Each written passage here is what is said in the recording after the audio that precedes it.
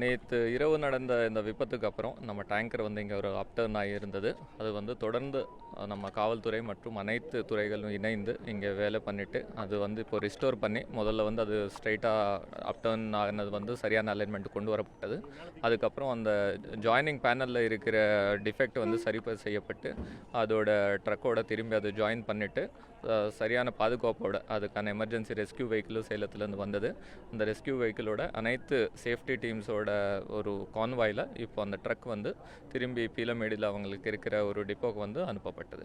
இதில் வந்து பல்வேறு டிபார்ட்மெண்ட்ஸு நம்ம மிகப்பெரிய நாங்கள் நன்றி சொல்வது காவல்துறைக்கு. விபத்து நடந்த சமயத்துலேருந்து இப்போ வரை மக்களுக்கு எந்த பிரச்சனை வராமல் இந்த பேரிகேட் பண்ணுறது, டிராஃபிக் டைவர்ட் பண்ணுறது, முன்னெச்சரிக்கை ஏற்பாடு எல்லாமே பண்ணியிருக்காங்க. இண்டஸ்ட்ரியல் சேஃப்டி டிபார்ட்மெண்ட் வந்து இந்த சேஃப் ரெஸ்கியூக்கான மானிட்டரிங் அவங்க பண்ணியிருக்காங்க. ஹைவேஸ் டிபார்ட்மெண்ட் இப்போ நீங்கள் பார்த்தீங்கன்னா இந்த 35 டன் நம்ம 18 டன் கேஸ் மற்றும் 17 டன் ட்ரக்கோட வெயிட், இந்த 35 டன் தூக்கக்கூடிய கிரேன்ஸ் வந்து ஒரு சில இடத்துல தான் இருக்கும். நமக்கு இந்த அவினாஷி பாலம் வேலை போயிட்டு இருக்கிறதுனால ஃபுல் டீமே இங்கே பக்கத்துலேயே அவைலபிளாக இருந்தது. அதனால அந்த 2 ட்ரெயின் அவங்க கொண்டு வந்து தொடர்ந்து இந்த ஆப்ரேஷனில் வந்து அவங்க ஈடுபட்டாங்க. அது மட்டும் இல்லாமல் இங்கே கோயம்புத்தூரில் இருக்கிற நிறைய பேர் வந்து வாலண்டியர்ஸாகவே வந்து இங்கே வந்து ஹெல்ப் பண்ணியிருக்காங்க. அனைவருக்கும் மாவட்ட நிர்வாகத்தின் சார்பாக இந்த நேரத்தில் நன்றியை தெரிவித்துக் கொள்கிறோம். உடனே ரிஸ்டோர் பண்ணிவிடுவாங்க. அது போன உடனே இப்போ அந்த நஞ்சாப்பா ரோடு வழியாக அது அவினாஷி ரோட்லேருந்து வெளியே போய்டும். ட்ரக்கு போன உடனே போக்குவரத்து வந்து ரிஸ்டோர் பண்ணிவிடுவாங்க. செய்திகளை உடனுக்குடனும் துல்லியமாகவும் தெரிந்து கொள்ள சப்ஸ்கிரைப் பண்ணுங்க.